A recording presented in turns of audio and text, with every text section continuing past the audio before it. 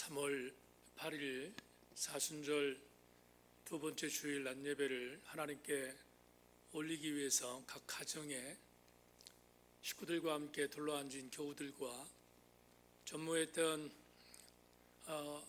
코로나 사태에 이모저모의 어려움이 있지만 그럼에도 불구하고 예배하기 위해서 모인 우리 교우들 각 가정에 하나님의 은혜가 있기를 소망하는 마음으로 이 시간 예배를 드리겠습니다. 몇 가지 공지했던 것처럼 예배를 드리는 모든 가정마다 예배 집중할 수 있도록 함께 협조해 주시기를 부탁하고, 일체의 예배를 드리는 인터넷 기기 외에 다른 모든 것들은 꺼주시고, 또 예배 집중력을 잘 발휘하기 위해서 영적으로 마음가짐을 잘하고 하나님 앞에 시간 예배 드리는 귀한 시간이 되기를 원합니다. 얼마나 더 인터넷 실시간 방송으로 온라인 예배를 드리게 될지 모르겠지만 하나님께서 더 빠른 속도로 코로나19의 사태를 시켜주실 것을 기대하는 마음으로 이제 우리 함께 사순절 두 번째 주일 낮 예배를 하나님 앞에 올려드리는 시간을 갖기를 원합니다. 우리 예배를 하나님께 드리기 앞서서 찬송 한 장 드리고 예배 시작하겠습니다. 433장 하나님께 찬양 드리겠습니다. 433장 찬양하겠습니다.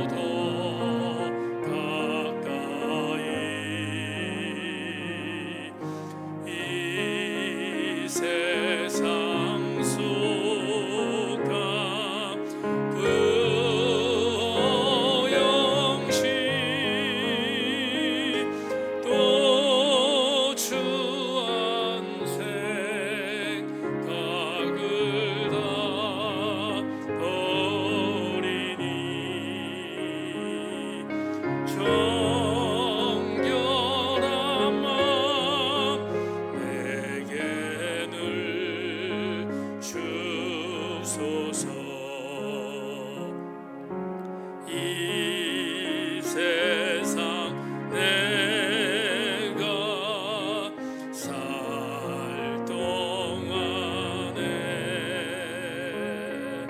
주께로 날마다 더 가까이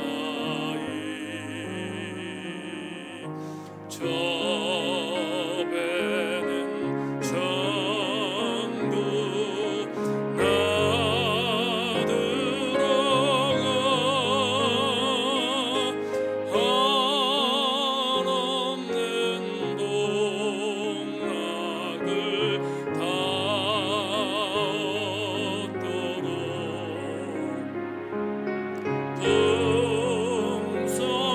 풍성하는 애를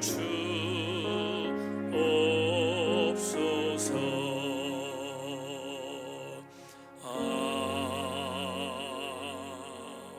아멘.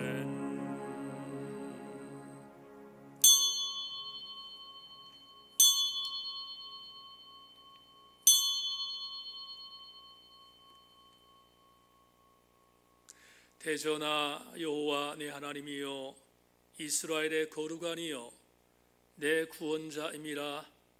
내가 애굽을 너희의 속량물로 구스와 스바를 너를 대신하여 주었노라. 내가 내 눈에 보배롭고 존귀하며 내가 너를 사랑하였은즉 내가 내 대신 사람을 내어주며 백성들이 내 생명을 대신하리니 두려워하지 말라. 내가 너와 함께하여 내 자손을 동쪽에서부터 오게 하며 서쪽에서부터 너를 모을 것이요 내가 북쪽에게 이루기를 내놓으라. 남쪽에게 이루기를 거두어지지 말라. 아들들을 먼 곳에서 이끌며 내 딸들을 땅 끝에서 오게 하며 내 이름으로 불려지는 모든 자 곧 내가 내 영광을 위하여 창조한 자를 오게 하라. 그를 내가 지었고 그를 내가 만들었느니라. 아멘.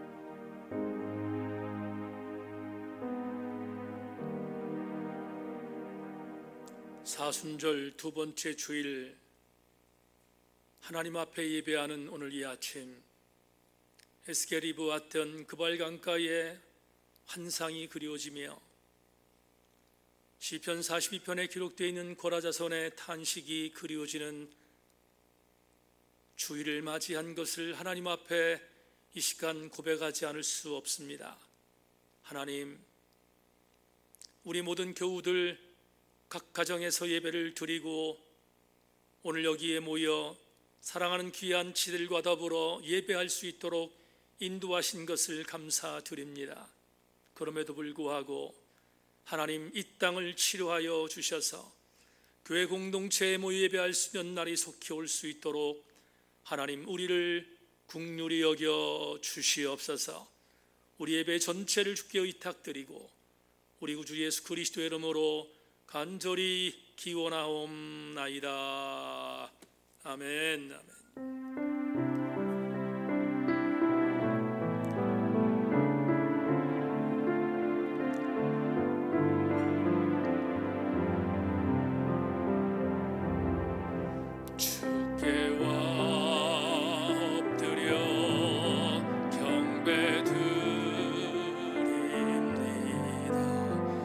계신 곳에 기쁨 가득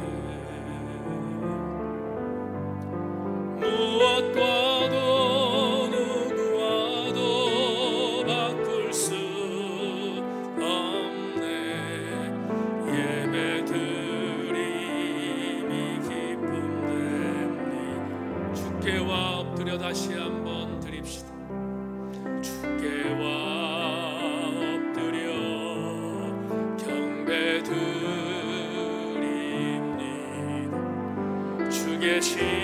곳에 기쁨 가득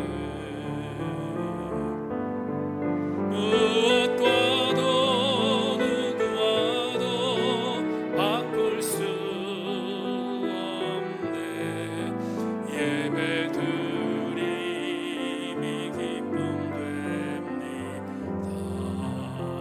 오늘 각 가정의 세배를 드리는 우리 교우들이나 이 자리에서 예배하는 우리 모든 성도들이나 성령이 충만한 예배를 드릴 수 있도록 성령님 초대합니다. 할렐루야. 감사합니다. 하나님의 은혜 안에 각 가정에 성령의 충만함이 있게 하시고 이 시간 온라인 예배를 통하여 하나님께 예배하는 모든 교우들마다 하나님 그 어느 때보다도 성령의 감동과 감격이 있는 귀한 예배를 드릴 수 있도록 은혜를 내려 주시기를 기도하고 원합니다.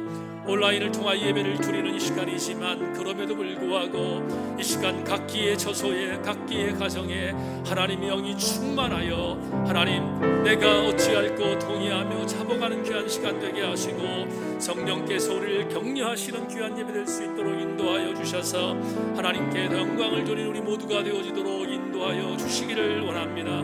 사순절 두 번째 주일 예배 후에 기름 부어주시고 하나님 예배를 마칠 때 우리 모든 성도들마다 성령의 감동을 하나님 앞에 올려드리며 그리고 간증하는 귀한 이 예배가 될 수 있도록 사순절 두 번째 주일에 기름 부어주시기를 원합니다.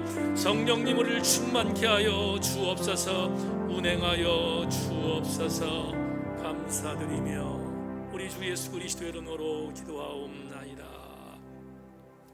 아멘. 우리의 신앙을 고백하오니 전능하사 천지를 만드신 하나님 아버지를 내가 믿사오며 그의 외아들 우리 주 예수 그리스도를 믿사오니 이는 성령으로 잉태하사 동정녀 마리아에게 나시고 본디오 빌라도에게 고난을 받으사 십자가에 못 박혀 죽으시고 장사한 지 사흘 만에 죽은 자 가운데서 다시 살아나시며 하늘에 오르사 전능하신 하나님 우편에 앉아 계시다가 저리로서 산자와 죽은 자를 심판하러 오시리라.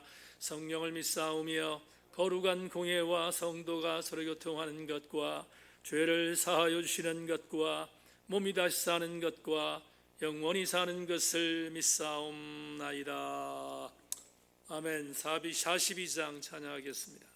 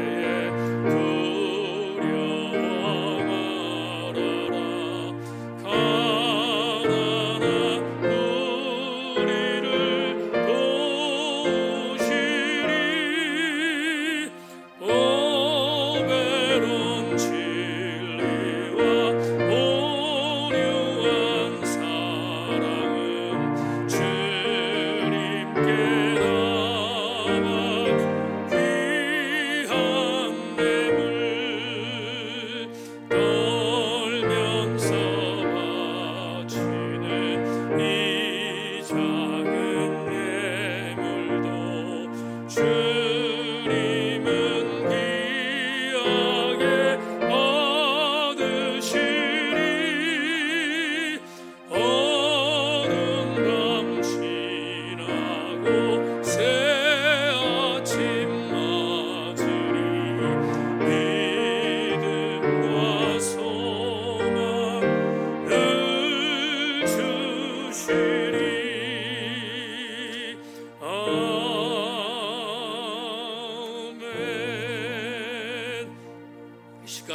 같이 엎드려 기도하는 시간을 갖겠습니다. 각 가정에서 함께 마음 모두어서 이 시간 기도하기를 원합니다. 신종 코로나 바이러스 19 사태가 조속하게 진정돼서 하나님의 교회에서 마음껏 예배할 수 있는 날이 올 수 있도록 함께 기도해 주시기를 바라고, 사순절 기간 동안 신앙적으로 틀어지지 않도록 하나님 은혜 베풀어 주시기를 원합니다.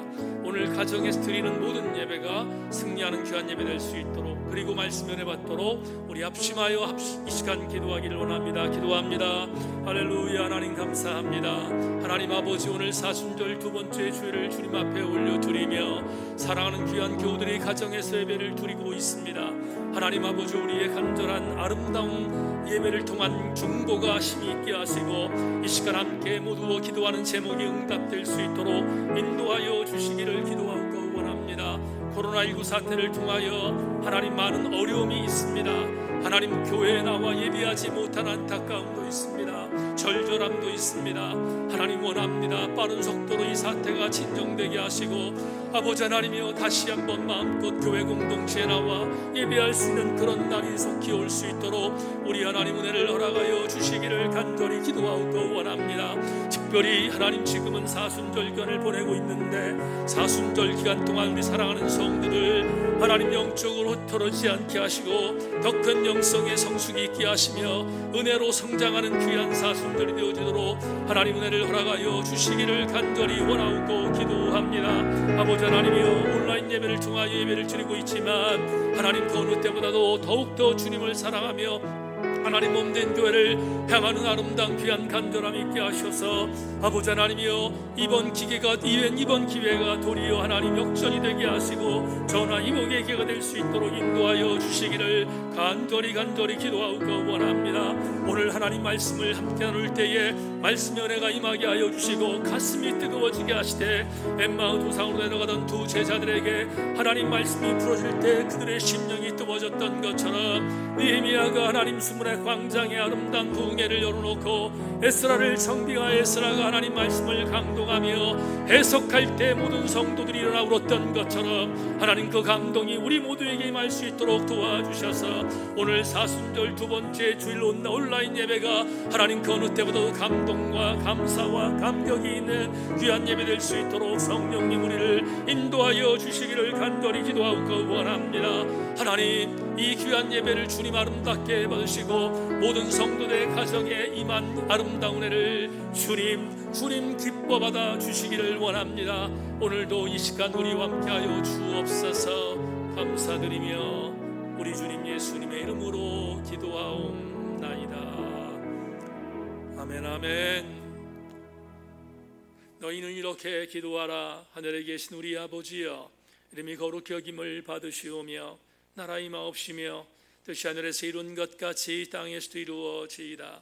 오늘날 우리에게 일용할 양식을 주옵시고 우리가 우리에게 죄 지은 자를 사하여 준 것 같이 우리 죄를 사하여 주옵시고 우리를 시험에 들게 하지 마옵시고 다만 악에서 구하옵소서. 대개 나라와 권세와 영광이 아버지께 영원히 있사옵나이다. 아멘. 아멘. 하나님 아버지, 각 가정에 식구들이 둘러앉았습니다. 하나님, 어떤 이는 정말로 절절한 마음으로 그리고 간절한 마음으로 하나님 앞에 이 시간 모여 예배를 드리고 있습니다.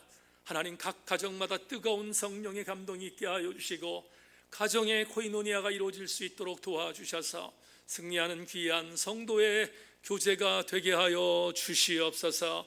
감사드리며 예수 그리스도의 이름으로 기도하옵나이다. 아멘. 이렇게 좋은 날 우리 함께 가족들 얼굴 바라보면서 찬양하겠습니다. 손 내밀고 손은 잡지 말고 손 내밀고 찬양하겠습니다.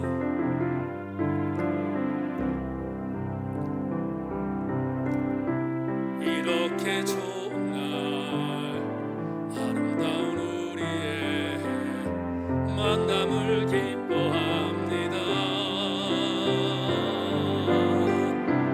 하나님의 사랑 가득한 오늘 이 시간 우리의 만남을 기뻐해요.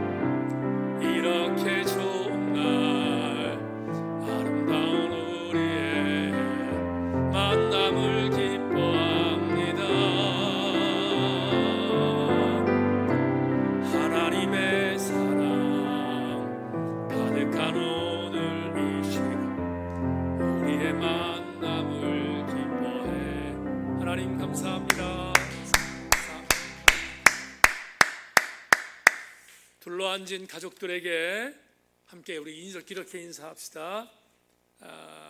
당신이 있어서 행복합니다. 아들이 있어서 행복합니다. 아버지 계셔서 행복합니다. 함께 인사하겠습니다. 예, 인사합니다. 반갑습니다. 반갑습니다. 있어서 감사합니다. 예. 네, 이제 교회 소식을 말씀드립니다. 주보를 여러분 가져가신 주보 있죠? 주보 잘 참고해 주시기를 바랍니다. 3월은 기름 부음 받은 자로 실천하며 사는 달입니다. 오늘은 교회력으로 사순절 두 번째 주일로 지금 예배를 드리고 있습니다. 인터넷으로 드리는 주일 낮 가정 예배이지만 각 가정에 하나님의 은혜와 위로가 함께 임하는 우리 세인 공동체가 되기를 바랍니다. 1부는 9시, 2부는 11시에 예배가 드려지는 것 기억하실 수 있기를 바라고요. 3월 한 달 주간 새벽 예배는 쉬고 수요 예배는 인터넷 실시간 예배로 드립니다. 수요일 인터넷 실시간 예배는 오후 7시 30분부터 진행됩니다. 주일학교 어린이들과 학생들도 부모님들과 함께 실시간 예배를 가정에서 반드시 드리실 수 있기를 바랍니다. 더불어 예배 외 일체 교회 사역은 코로나 사태가 진정될 때까지 중단한다는 것을 기억해 주시기를 바랍니다. 다음 주일 15일 우리가 원래 오후 예배를 드릴 때 2020 비전 주일 예배를 드렸는데 다음 주에는 낮 예배를 통하여 2020 비전 주일을 겸하여 드리겠습니다. 우리 교회도 작금의 위기를 맞이할 이타적 사역을 감당하기 위한 일환으로 제치현 지역사회에 거주하고 있는 기초생활자들의 마스크 구입을 위한 구제사역을 오늘 주일과 그리고 다음 주일에 걸쳐서 진행하려고 합니다. 교우들의 자원하는 부조가 있기를 바라며 이 구제금은 시간의 긴박성을 요하기 때문에 교회 구제연금 통장으로 기부해 주시기를 바랍니다.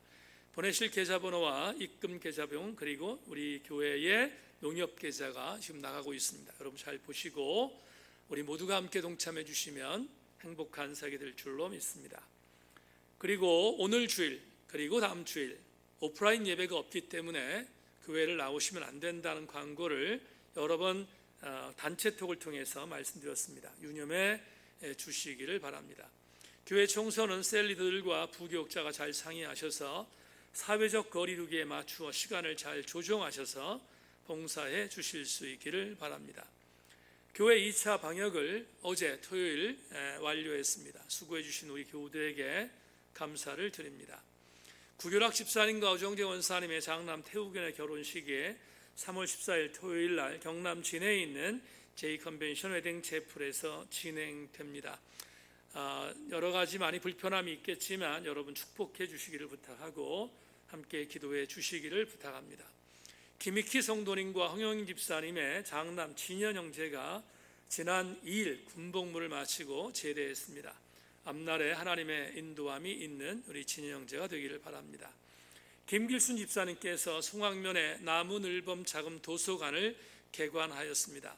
지역사를 위한 아름다운 공적 기업이 되기를 기대하고 김길순 집사님 행복한 사역을 잘 감당해 주시기를 바랍니다.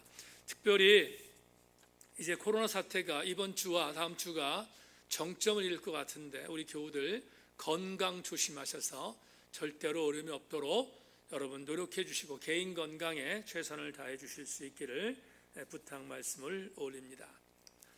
이제 오늘 사순절 두 번째 주일에 주시는 하나님 말씀을 봉독해 올리겠습니다.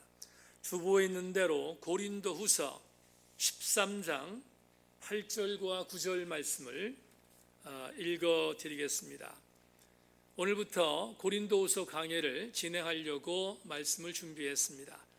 고린도후서 13장 8절과 9절 말씀을 오늘 여러분과 함께 나누며 첫 번째 고린도후서 강해를 시작하려고 합니다.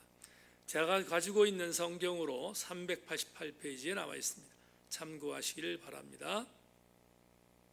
제가 말씀을 봉독해 올리겠습니다. 고린도후서 13장 8절과 9절입니다. 제가 읽습니다. 우리는 진리를 거슬러 아무것도 할 수 없고 오직 진리를 위할 뿐이니 우리가 약할 때에 너희가 강한 것을 기뻐하고 또 이것을 위하여 구하니 곧 너희가 온전하게 되는 것이라. 아멘. 아멘. 말씀 듣기 전에 우리에게 소원이 하나 있는 우리 찬양하고 말씀 나누겠습니다. 기도하는 마음 찬양합시다.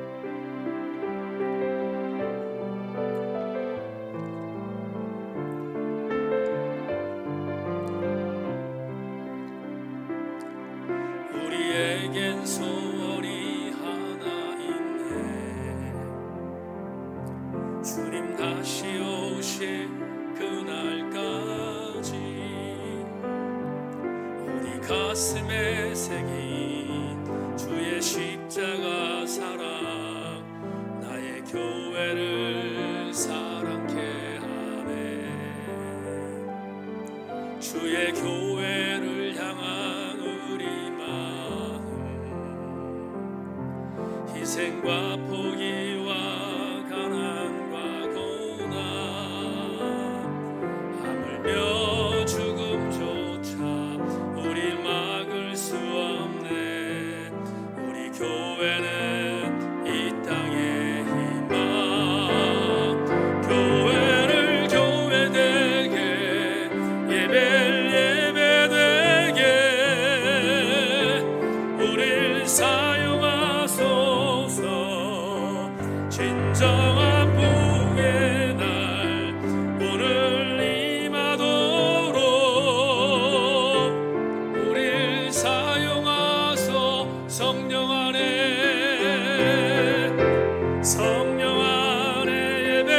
예배하리라.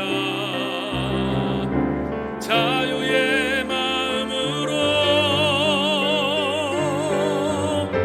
사랑으로 사역하리라. 교회는 생명이니 교회를 교회되게 예배를 예배되게 우릴 사용하소서. 진정한 부흥의 날 오늘 임하도록 우릴 사용하. 다시 한번 교회를 교회되게 예배를 예배되게 우릴 사용하소서. 진정한 부흥의 날 오늘 임하도록 우릴 사용하소서.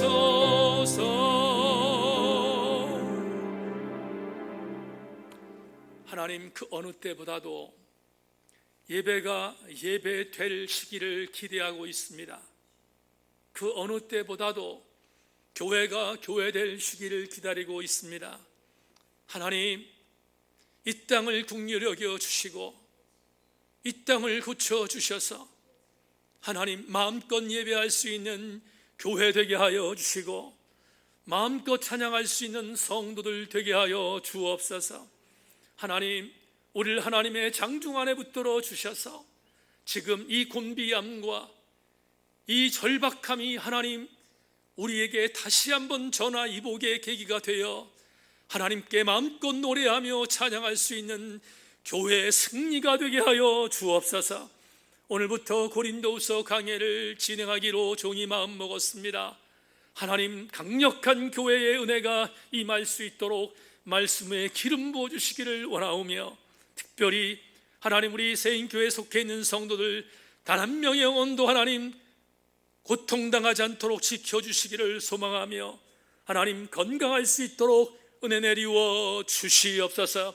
이 땅에 하나님 아버지여 신천지가 완전히 초토화되게 하여 주시고 하나님의 은혜 안에 다시 한번 이 땅이 회복되어지는 강력한 교회를 세워주셔서 하나님 승리하는 우리 대한민국의 교회 되게 하여 주시옵소서. 하나님의 선한 은혜를 기대하며 감사드리옵고 예수 그리스도의 이름으로 기도하옵나이다. 아멘. 아멘.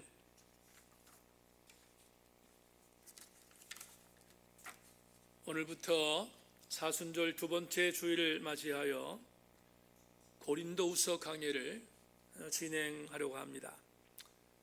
오늘 여러분과 나눌 2020년 3월 8일 주일 낮 예배의 첫 번째 고린도후서 강해의 제목은 고린도후서를 왜 읽어야 하는가라는 제목을 갖고 여러분과 함께 말씀의 은혜를 나누겠습니다. 바라기는 교회의 오프라인 예배가 아니고 온라인 예배이기 때문에 집중력을 발휘하기가 참 쉽지 않을 것입니다.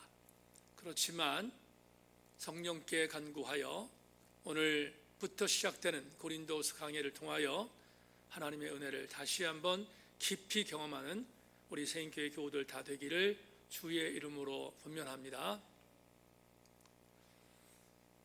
2016년 9월 18일 주일에 첫 번째 강해를 시작해서 2018년 9월 2일 주일 90번째 강해를 끝으로 고린도 강해를 공부했습니다.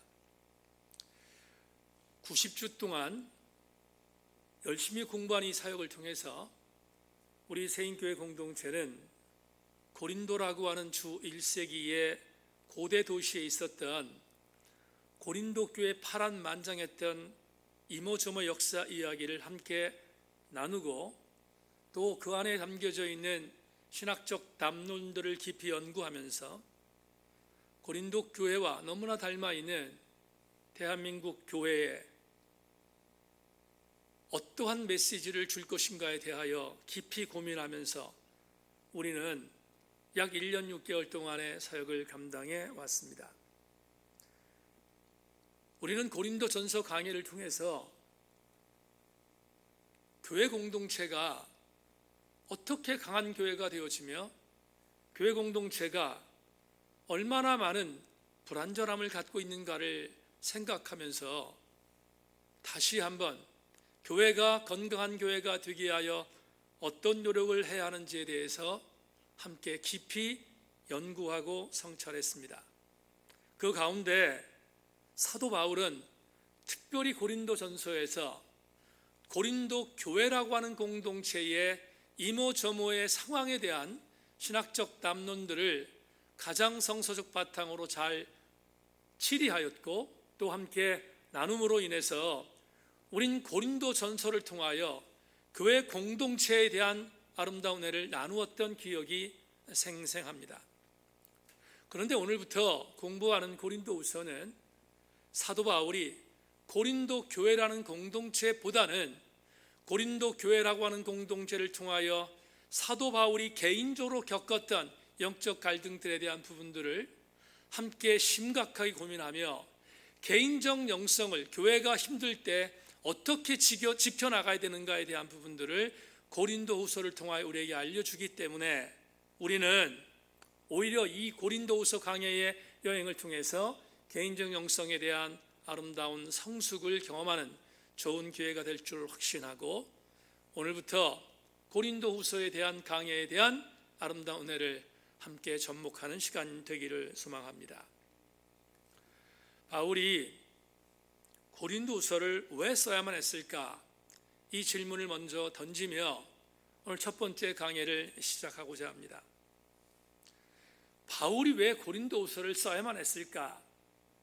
이 질문에 답을 하기 위해서는 사도 바울이 고린도라는 도시 안에 세워졌던 고린도 교회와 얽히고 설킨 이모저모의 역사 토파보기를 우리가 하지 않으면 전혀 고린도후서를 바울이 왜 써야 했는지에 대한 답을 행할 수가 없어서 오늘 첫 번째 시간이기 때문에 우리는 바울과 함께 관계되어 있던 고린도 교회라는 교회의 역사에 대한 토파보기를 먼저 우리 교우들과 함께 다시 한번 나눠보기를 원합니다. 물론 고린도전서 강해를 통하여 이 내용에 대한 부분들이 이미 선포된 적이 있지만 그러나 시간이 많이 지났기에 다시 한번 곱씹는 은혜를 갖기를 소망합니다.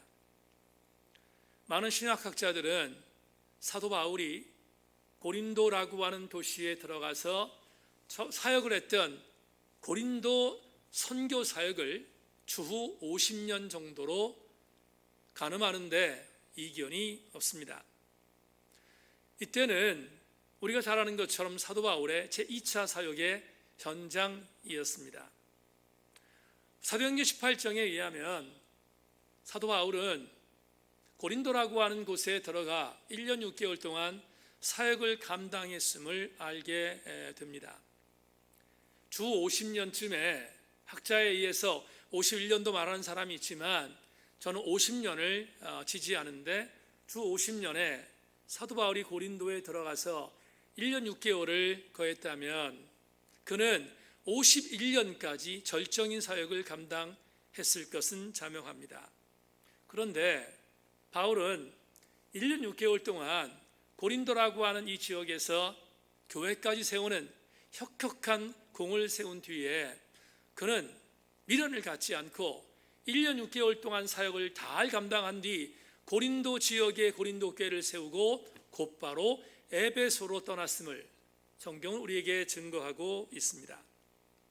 자, 이제부터 여러분에게 좀 지루하지만 그럼에도 불구하고 고린도후서 강해를 위하여 반드시 넘어야 할 산을 지금부터 여러분과 함께 나누기를 원하는데 여러분들이 잘 따라와 주시기를 부탁합니다. 바울은 고린도라고 하는 도시에서 하나님의 은혜로 브리스길라 아굴라 부부를 만나서 사역을 잘 감당하고 1년 6개월 동안 사역을 잘 감당한 뒤 고린도 교회를 세운 뒤 에베소로 떠났습니다. 그런데 에베소를 떠났는데 에베소에 도착하자마자 바울은 첫 번째로 고린도 교회 성도들에게 편지를 써야 하는 일이 생겼습니다. 에베소에 도착한 지 얼마 안 된 사도 바울은 떠난 지 얼마 안 된 고린도 교회를 위해서 편지를 써야 하는 일들이 벌어졌다는 것을 설명하겠습니다. 고린도전서 5장 9절을 자막을 통해서 여러분 확인하실 수 있기를 바랍니다. 내가 너희에게 쓴 편지에 음행하는 자들을 사귀지 말라 하였거니와. 자, 이 구절을 보십시다. 내가 너희에게 쓴 편지에 음행하는 자들을 사귀지 말라 하였거니와라는 이 구절은 고린도전서 5장 9절입니다. 맞습니까? 그러면 이 구절이 고린도전서 5장 9절에 있다면 고린전서에 이 글이 담겼다는 것들을 전제할 때 먼저 쓴 글이라는 것을 해석해야 되지 않겠습니까? 우리가 이미 알고 있는 우리 그리스도인들은 고린도 전서와 고린도 후서 두 가지의 편지만 있다고 알고 있는데 고린도 전서의 내용에 고린도전서 5장 9절을 보면 내가 먼저 쓴 글이라는 이 글을 본다면 우리 이런 해석을 해야 합니다. 아, 고린도 전서가 쓰여지기 전 먼저 썼던 편지가 또 하나 있구나 하는 것을 우리는 캐치해야 합니다. 그렇습니다. 분명히 고린도 전서라는 우리가 알고 있는 상식적으로 알고 있는 고린도 전서라는 편지가 제일 첫 번째 편지가 아니라 사도 바울은 고린도 전서를 쓰기 전에도 하나의 편지를 고린도 교회 성도들에게 보냈다는 사실을 고린도전서 5장 9절을 통하여 알게 됩니다. 그런데 왜 우리는 이 편지에 대해서 무심했는가? 이유가 있습니다. 이 편지는 지금 우리에게 없기 때문입니다. 다른 말로 표현하면 분실했다는 것입니다. 이 편지가 대단히 유감스럽지만 우리 독자들에게 지금 알려지지 않고 있습니다. 왜냐하면 잃어버렸기 때문입니다. 그러나 잃어버린 이 첫 번째 편지를 신약을 연구한 학자들은 첫 번째 편지라고 해서 서신 A라는 이름을 붙여서 많은 사람들에게 알려주고 있습니다. 그러면 서신 A는 이런 가정이 가능합니다. 서신 A는 사도 바울이 에베소에 도착하자마자 첫 번째 썼던 고린도 편지였을 것이다 하는 것입니다. 그러면 이 편지는 왜 썼을까? 에베소에 도착하자마자 이 편지를 써야 할 이유는 이런 이유 때문이었습니다. 고린도 교회가 세워진 지 얼마 안 됐습니다. 바울은 고린도를 떠나서 에베소에 왔는데 그런데 이상한 소식이 들렸습니다. 어떤 소식인가 하면 바울이 떠나자마자 고린도 교회의 성도들이 음란에 빠졌다는 것입니다. 성적인 타락에 빠졌다는 것입니다. 그래서 그 성적인 타락이 굉장히 심화되었다는 소식이 들린 것입니다. 이런 이유 때문에 사도 바울은 급하게 편지를 쓰지 않을 수 없었습니다. 아마도 이 서신 A에는 아까 말씀드린 것처럼 고린도전서 5장 9절에 뭐라고 말하고 있습니까? 내가 너희에게 쓴 편지에 음행하는 자들과는 사귀지 말라는 이 구절은 바로 서신 A에 무슨 내용이 담겼는가를 가늠해 줄 수 있는 그런 추측을 가능하게 하는 것이죠.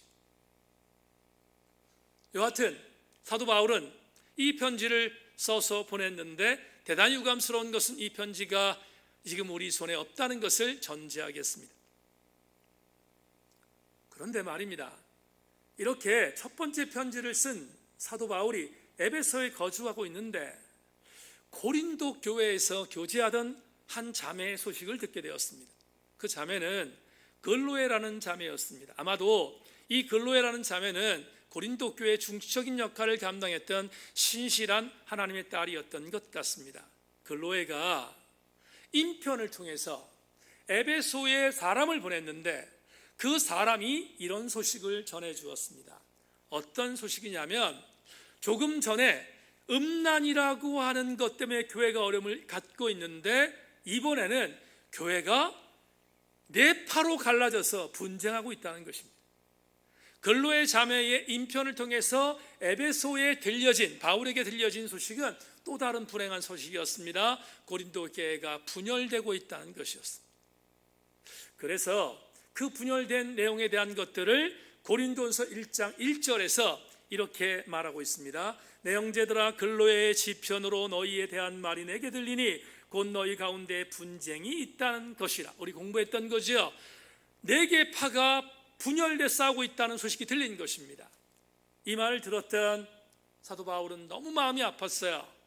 너무 마음이 아파서 첫 번째 편지를 보낸 뒤 얼마 뒤에 이 소식을 들었던 사도 바울은 두 번째 편지를 쓰기 시작했습니다. 그 두 번째 편지가 우리가 알고 있는 고린도 전서입니다. 여기까지 잘 달려오셨죠? 고린도 전서가 바로 분쟁을 해결하기 위해 쓴 사도 바울의 편지였던 것입니다. 우리는 한 2년 전에 이 고린도 전서를 이미 강의했기에 여러분들 모두가 이 고린도 전서에 대한 의미를 알 수 있을 것이라고 생각합니다. 자, 사도 바울은 분쟁을 비롯한 여러 가지의 고린도 교회의 이모저모의 여러 가지 골치 아픈 것들을 해결하기 위하여 고린도 전서를 썼습니다. 그런데 이 편지를 써서 사도 바울은 동역자 디도에게 고린도 교회에 가서 전달하도록 명했습니다. 그래서 동역자 디도는 이 고린도 전서를 갖고 고린도로 갔습니다. 고린도 교회 성도들에게 이 편지를 준 것입니다. 그런데 또 하나, 바울은 굉장히 급했던 것 같아요.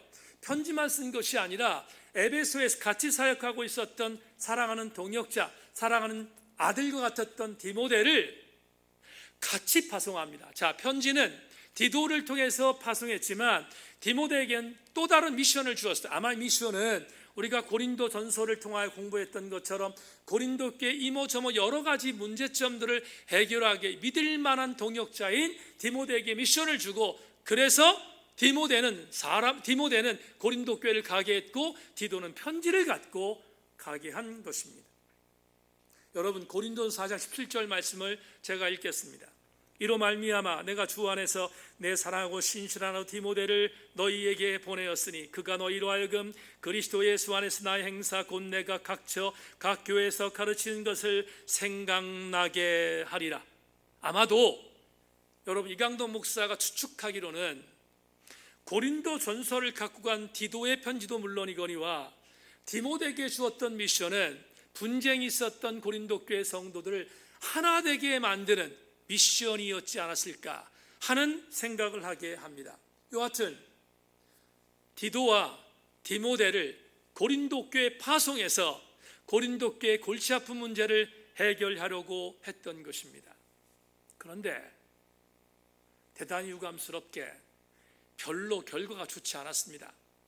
왜냐하면 이미 사도 바울이 떠난 고린도 교회는 분쟁도 있었고 싸움방질도 있었고 우리가 고린도 전서에 강의했던 것처럼 굉장히 많은 문제점들이 생기기 시작했습니다. 뿐만 아니라 사도 바울의 사도권까지 시비 거는 또 다른 지도자가 생겨서 사도 바울을 경멸하는 운동이 벌어졌습니다. 그래서 고린도 교회는 정말 한 치 앞을 내다볼 수 없을 정도로 엄청난 많은 고통이 있는 공동체로 변질되었습니다. 이 소식을 파송됐던 디도가 돌아와서 전해주었습니다. 에베소에서 잘 되기를 바랐던 바울은 충격이었을 것입니다.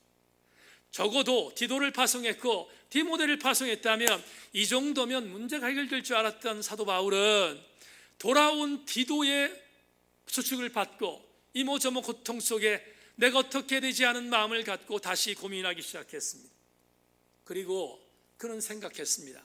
이제 내가 여기서 그냥 머물 수 없겠구나 하는 생각을 갖고 그는 직접 내가 고린도로 직접 가야겠구나 하는 생각을 갖고 사도 바울이 아주 짧은 시간을 성경에 나옵니다. 아주 짧은 기간 동안 고린도로 직접 가기로 마음먹고 이번에는 바울이 에베소를 떠나 고린도로 방문합니다.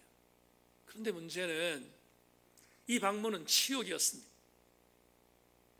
적어도 편지 가지고 안 되는 것을 알았던 바울이 내가 가면 문제가 해결될 것이라고 생각했고 그는 직접 고린도로 가서 고린도의 사역을 감당하기로 하여 그가 직접 고린도에 도착했는데 요즘 말로 말하면 문전박대를 당했습니다. 그리고 사도 바울의 사도권을 거절하던 지도자들이 문전박대하며 수모를 주었습니다. 바울은 문전박대를 당하고 나서 짧은 동안의 기간을 마치고 다시 에베소로 돌아왔습니다.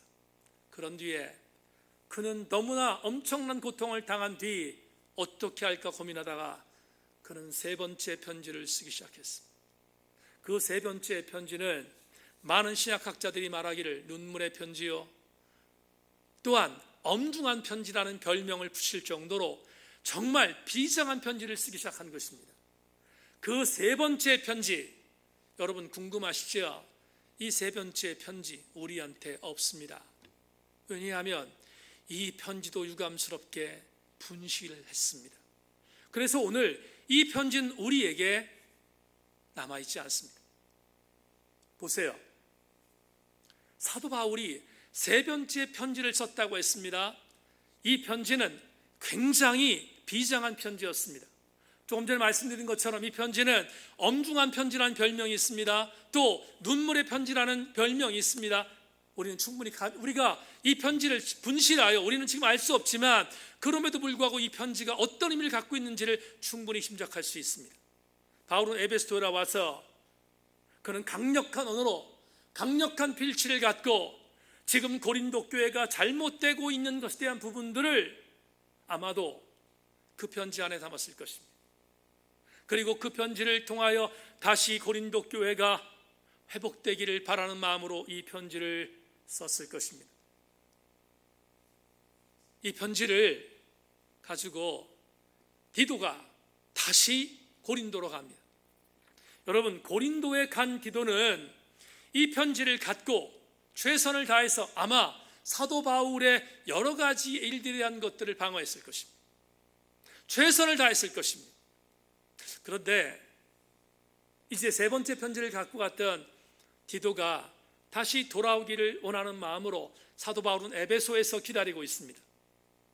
에베소에서 사도 바울은 디도가 어떠한 결과를 갖고 올 것인지에 대하여 기다리고 있습니다.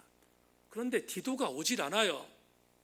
그래서 안타까움을 갖고 있었던 사도 바울이 왜 디도가 오지 않는가를 생각했는데 디도가 에베소로 오지 않고 마케도니아를 갔다는 이야기를 듣고 마음이 급한 사도 바울이 마케도니아로 직접 가서 디도를 만납니다. 디도를 만나서 디도에게 자초지종을 묻습니다. 어떻게 됐는가? 내 세 번째 편지를 전했는데 고린도 교회가 어떻게 됐는가에 대한 부분이 궁금하지 않았겠습니까? 마케도니아에 도착했던 디도가 바울에게 이런 보고를 합니다. 사도님, 천만다행입니다. 천만다행인데 그렇게 힘들었던 고린도 교회가 이제는 나름대로 교통정리가 됐습니다. 나름대로 반역하는 무리들 진압되어지고 사도님이 말했던 것처럼 교회가 나름대로 진정되는 모습을 보이고 있습니다. 하는 마음을 갖게 됩니다. 하는 보고를 하게 됩니다. 그러자 이 보고를 받았던 사도 바울이 내심 안심하는 마음을 가졌지만, 그런데 곧바로 이 일들을 경험했던 사도 바울에게 또 다른 불행한 소식이 들렸어요. 어떤 소식이냐면, 분명히 디도가 보고한 보고에 의하면 고린도 교회가 나름대로 진정되었다는 소식을 들었음에도 불구하고 또 다른 무리들이 사도 바울의 가르침을 반역하여 교회를 무너뜨리고 있다는 소식을 들은 것입니다. 바울은 아마도 굉장히 많이 힘들었을 것입니다. 너무 많이 힘들었을 것입니다. 그래서 바울은 다시 편지를 썼습니다. 그 편지가 우리가 알고 있는 마지막 편지, 고린도 후서입니다. 여러분, 고린도 후서는 바울이 고린도 교회를 향하여 마지막으로 쓴 편지로 알려져 있습니다. 그런데 이 고린도 후서에 대한 전이해를 드린다면, 고린도 후서는 분명히 1장부터 13장까지 되어 있지만 1장부터 13장까지의 이 고린도 후서는 둘로 나누어야 합니다. 왜냐하면 고린도 후서는 1장부터 9장까지가 전반 하나의 편지고, 또 하나는 10장부터 13장까지가 또 하나의 편지이기 때문입니다. 그렇다면 왜 이 편지를 나눠야 되는가? 그런 이유가 있습니다. 이 편지는 사도 바울이 디도의 보고를 받았더니 교회가 안정되었다는 이야기를 듣고 다시 고린도 교회를 위하여 격려하는 편지를 쓴 것이 고린도후서 1장부터 9장인가 하면, 조금 이에 다시 고린도 교회가 허물어진다는 이야기를 듣고 강력한 마지막 메시지를 쓴 것이 10장부터 13장입니다. 그래서 왜 이게 나눠져야 하는가 하면, 학자들은 고린도후서를 사도 바울이 1장부터 13장까지 연속으로 쓴 것이 아니라 1장부터 9장까지를 쓰고 나중에 쉬었다가 10장부터 13장을 썼기 때문에 이러한 차이가 있다고 학자들이 이야기하는 것을 여러분들이 전제해 주기를 바랍니다. 자, 여기까지 지루한 고린도후서 역사 톱파보기를 나누었습니다. 여러분, 왜 신학교 교실에서 들을 만한 이야기를 여러분에게 오늘 드렸는가? 이유가 있습니다. 조금 전에 말씀드린 것처럼 이 내용을 알지 못하면 고린도후서를 전혀 이해할 수 없기 때문입니다. 오늘은 좀 지루한 이야기를 말씀드렸지만, 이제 오늘 첫 번째 강의를 통하여 우리 교우들과 나눌 은혜를 지금부터 짚겠습니다. 사랑하는 여러분, 바울은 고린도에 보낸 편지만 5번입니다. 학자들은 4개라고 말하지만 고린도서를 둘로 나누면 5번 편지를 보낸 셈이 됩니다. 그렇다면 바울이 왜 5번의 편지를 보냈을까? 왜 5번이라는 편지를 지루하게 보냈을까? 이런 생각 들어보셨나요? 바울이 고린도를 방문해서 고린도 교회를 세웠습니다. 그는 그가 할 일을 다 한 것입니다. 그런데 고린도를 떠나서 에베소로 왔다면 고린도를 잊을 수 있습니다. 고린도는 이미 내가 경험했던 사역지지, 지금은 에베소를 사역하기 때문입니다. 그런데 에베소에 있었던 사도 바울에게 고린도 교회가 이모저모 어려움이 있다는 이야기를 듣고 바울은 견딜 수가 없었습니다. 그래서 자기가 세운 교회의 성도들이 바로 서는 아름다운 모습을 그가 보기 위하여 그는 에베소에서 무려 5번의 편지를 썼습니다. 그리고 심지어 그는 중간에 고린도까지 직접 가서 수모를 당하고 왔습니다. 왜 바울은 고린도 교회에 대하여 그렇게 집착했을까? 수모를 당했을 때 이럴 수 있지 않습니까? 나를 이렇게 수모를 주는 고린도 교회를 내가 이제 손 놓아야 되겠다 하는 마음을 가질 수 있었지 않았겠습니까? 그런데 바울은 손을 놓지 않았어요. 바울은 고린도 교회에 대한 애착을 절대로 놓지 않았습니다. 왜 그랬을까? 그 이유가 뭘까? 우리는 이런 교훈을 받게 됩니다. 말할 것도 없이 사도 바울은 자기가 세운 고린도 교회를 사랑했기 때문이 아닙니까? 그렇다면 오늘 우리가 고린도전서의 서론을 공부하면서 우리가 오늘 얻어야 할 첫 번째 은혜가 바로 이것인 것을 우리는 오늘 함께 느껴야 합니다. 바울이 고린도 교회를 향하여 얼마나 치열했습니까? 바울이 무려 5번의 편지를 쓰면서 고린도 교회가 다시 세워지기를 원했던 마음은 치열함이었습니다. 그는 에베소에 거주하면서 고린도라고 하는 지역을 잊을 수 있었고, 고린도 교회 성도들이 자기에 대하여 반항했다면 오히려 그 고린도 교회에 등을 돌릴 수 있었을 것입니다. 그럼에도 불구하고 사도 바울이 고린도 교회를 향하여 손을 놓지 않았던 이유는 이것입니다. 오늘 우리에게 주는 첫 번째 고린도서의 강해의 가장 중요한 교훈은 이것입니다. 교회가 위기를 당할 때마다 그 위기를 뛰어넘기 위하여 치열하게 분투한 교회 공동체의 남은 자가 사도 바울이었고 디모데였고 디도였음을 우리에게 알려주고 있는 것입니다.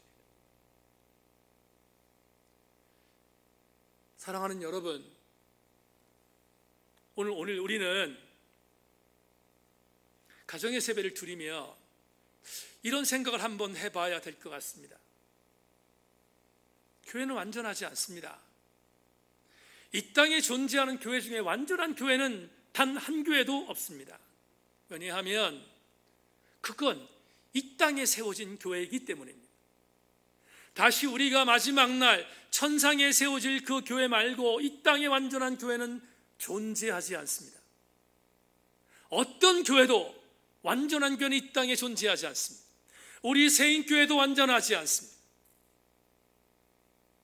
그런데 완전하지 않은 교회를 하나님이 세기마다 위기 때마다 그 교회를 주님께서 세우셨습니다. 어떻게 여기까지 세워질 수 있었을까? 오늘 고린도후서 강의 첫 번째에 고린도 교회를 비춰보면 한 가지 중요한 은혜가 있습니다. 그건 그때마다 하나님이 그 교회의 위기를 극복하기 위하여 세웠던 교회의 남은 자들을 세워놓으셨기 때문이다. 바울처럼, 디모데처럼, 디도처럼. 여러분, 광야교회라는 단어를 들어보셨습니까?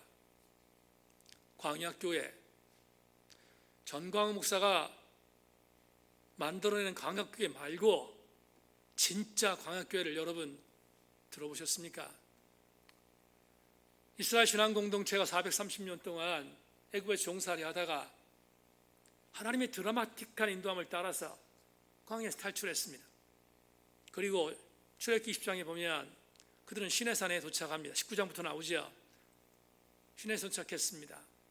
그리고 시내산에서 하나님은 이스라엘 신앙공동체가 가나안 땅에 들어가기에 앞서서 그들이 지켜야 할 10개의 계명을 하사하셨고, 그리고 25장부터 31장까지 하나님은 광야 40년 동안 이스라엘 신앙공동체가 살아야 할 성막에 대한 것들을 모세를 통하여 그려주셨고, 그 성막에서 어떻게 예배할 것, 어떻게 제사할 것인가에 대한 것들을 가르쳐줍니다. 뿐만 아니라 그 제사를 위하여 제사장을 세우고 제사장들이 그 사역을 어떻게 감당할 것인가에 대하여 22장부터 31장까지 출애굽기에서 아주 자세히 기록하고 있습니다. 31장까지 이 기록을 한 뒤 갑자기 32장을 보면 32장에서 여러분 잘 아시는 시내산 난장판 사건이 일어났습니다. 금송아지 사건입니다. 금송아지 사건을 우리는 너무 잘 알고 있는데, 금송아지 사건이 왜 벌어졌는가, 왜 그런 일들이 이루어졌는가 한번 곱씹어 봐야 되겠는데, 아시는 것처럼 이미 하나님께서는 모세에게 10가지 계명도 주셨습니다. 그리고 성막에 대한 은혜도 주셨고요, 제사장까지 세웠습니다. 그 말은 시내산에 도착했던 이스라엘 신앙 공동체는 교회 공동체였다는 거예요. 다만 그 교회 공동체가 광야 공동체였다는 거예요. 광야 교회 공동체를 이스라엘 선민으로 보았기에 하나님은 성막도 주셨고 제사장도 세운 것입니다. 그런데 이렇게 세우신 하나님의 은혜를 잊어버리고 이스라엘 신앙 공동체는 우상을 섬기기 시작해서 우상을 만들어냈습니다. 금송아지가 하나님인 것을 인정하고 하나님을 하나님으로 인정하지 않고 금송아지를 하나님으로 섬겼던 것입니다. 하나님께서 얼마나 대노하셨는가 32장을 보면 우리는 알게 됩니다. 하나님께서 모세를 부릅니다. 그래서 모세에게 이렇게 말합니다. 산 위에서 지금 하나님과 대면하고 있는 모세에게 두 가지를 명령하셨어요. 모세야, 이제 산으로 내려가라. 산 밑으로 내려가라. 내 백성들이 나를 이렇게 깔보고 있다는 거예요. 어떻게? 우상을 섬기고 있다. 내가 금송아지로 둔갑됐다는 것입니다. 분노하신 하나님 두 가지를 명령하셨습니다. 첫째, 내가 이 백성들을 진멸할 것이다. 두 번째, 진멸할 뿐만 아니라 내가 가나안까지 이스라엘 신앙 공동체와 함께 가지 않을 것이다. 하나님이 얼마나 열받았으면 당신이 이끌어낸 이스라엘 신앙 공동체를 진멸하겠다고 말씀하셨고 가나안까지 함께 가지 않겠다고 말씀하셨겠습니다. 그런데 아시는 것처럼 모세는 하나님이 분노를 거두게 하기 위해서 중보하지요. 최선을 다해 중보합니다. 중보하면서 결국은 하나님의 뜻을 거두게 만드세요. 그리고 하나님께서 진멸하지 않겠다고 하셨고 하나님이 가나안까지 함께 동행했다는 약속까지 받았습니다. 자, 보세요. 광야교회에서 있었던 이 사건들을 보면서 우리가 이런 생각을 하게 됩니다. 광야교회는 하나님의 진멸의 위기가 있었습니다. 광야교회는 하나님께서 동행하지 않겠다는 선전포고를 받았습니다. 광야교회는 하나님께서 등 돌리겠다는 기가 막힌 운명을 맞이했습니다. 그런데 하나님의 그 선전포고를 돌린 사람이 모세였습니다. 이렇게 해석이 가능합니다. 어떻게? 광야교회가 다시 살 수 있었던 것은 광야교회를 위하여 목을 걸었던 남은 자 모세가 있었기 때문입니다. 모세가 있었기 때문에 광야교회는 다시 회복될 수 있었습니다. 오늘 본문으로 돌아가십시다. 고린도 교회가 수많은 위기 속에 다시 회복될 수 있었던 것은 몰라라 했던 바울이 아니라 다시 고린도 교회가 회복되기 위해 목숨 걸었던 바울, 디모데, 디도가 있었기 때문입니다. 그들은 교회의 위기를 극복했던 교회의 남은 자들이었습니다.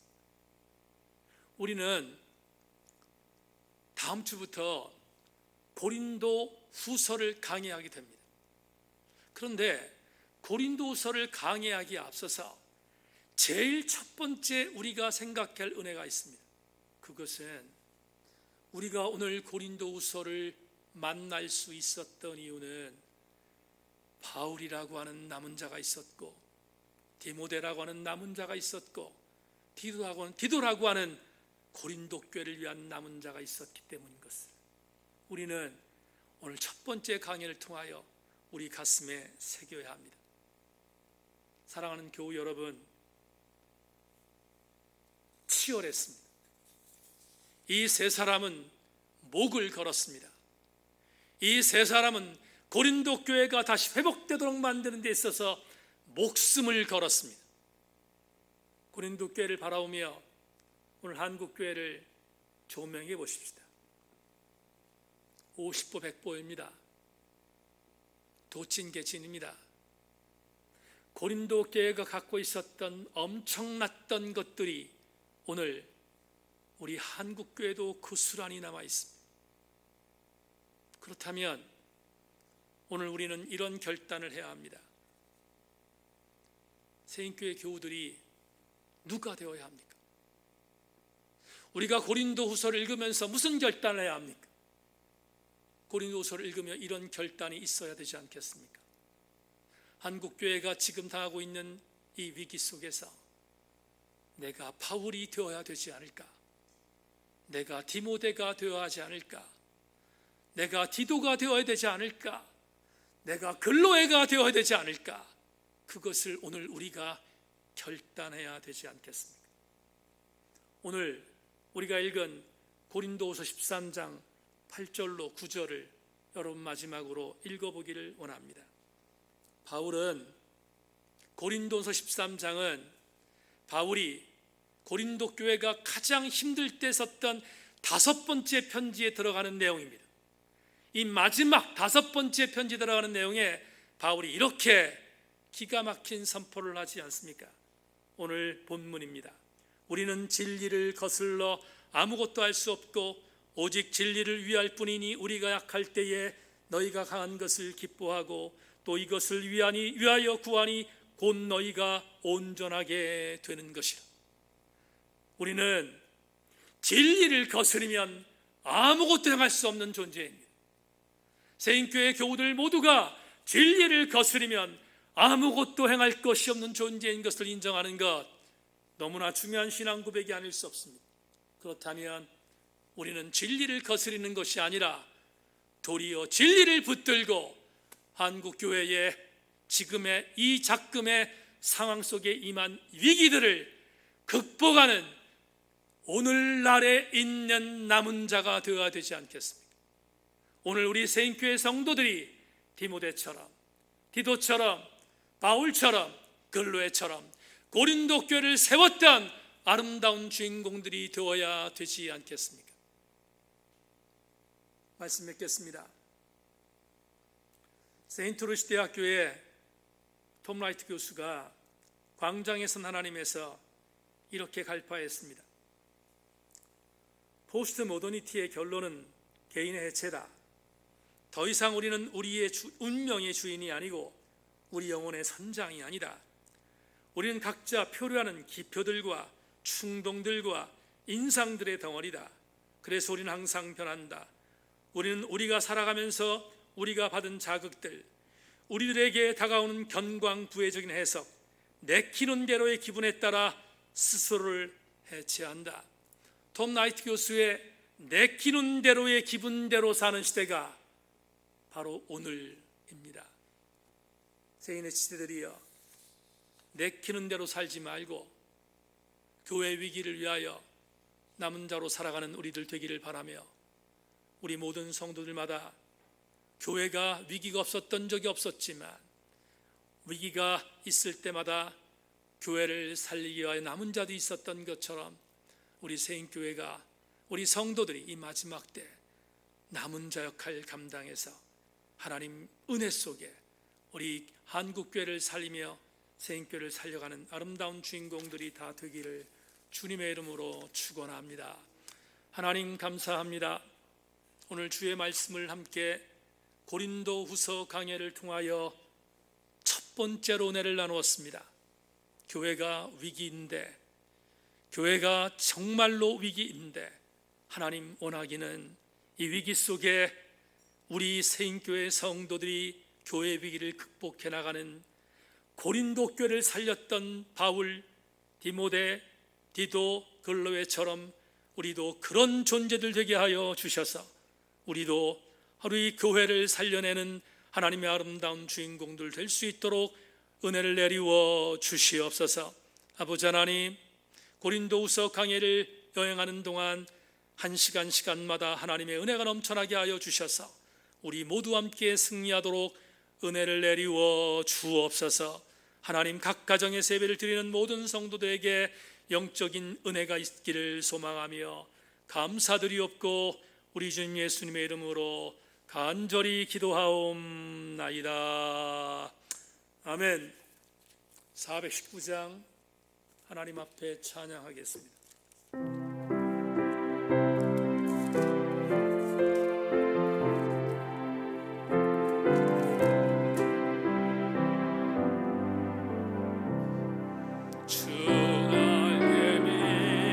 내가 편안히 쉬네. 밤 깊고 비바람 불어쳐도 아버지께서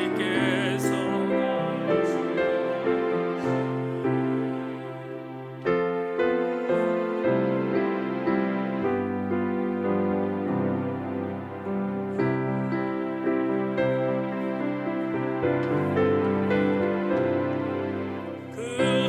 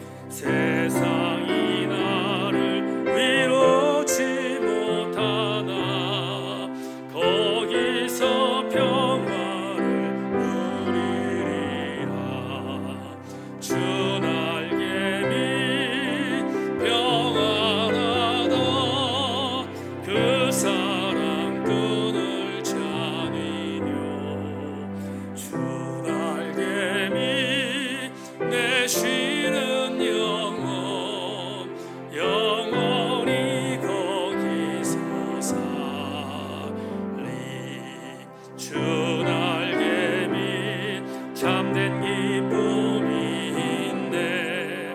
고달픈 세상 가는 동안 나 거기 숨어 돌보심을 받고 영원한 안식을 얻으리라. 주 날개 밑 평안하다 그 사랑들을 찾니뇨. 주 날개 밑 내 쉬는 영혼 영원히 거기서 살리.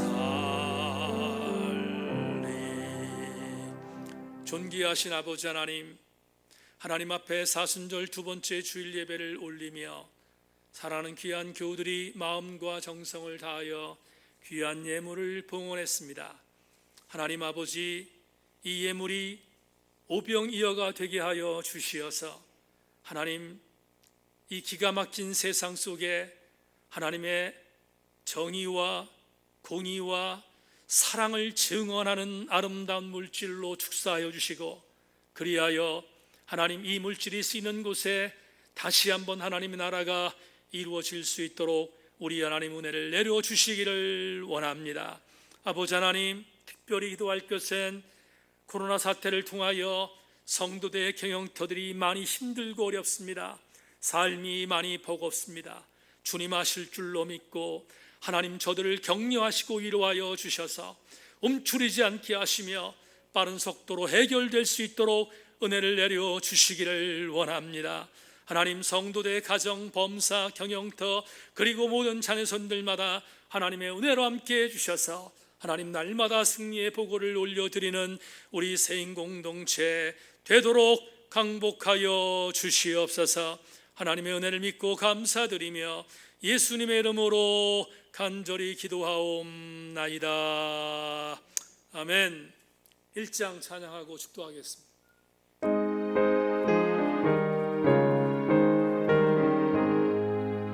만복의 근원 하나님, 온 백성 찬송 드리고 저천사여 찬송하세. 찬송 성부 성자 성령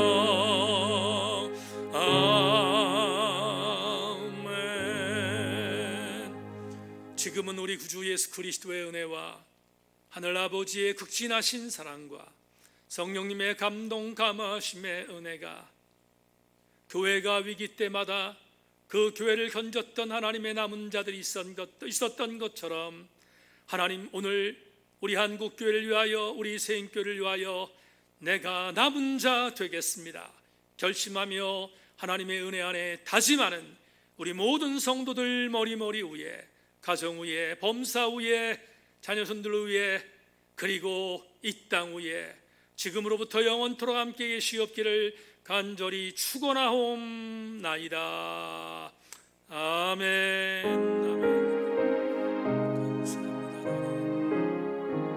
아멘.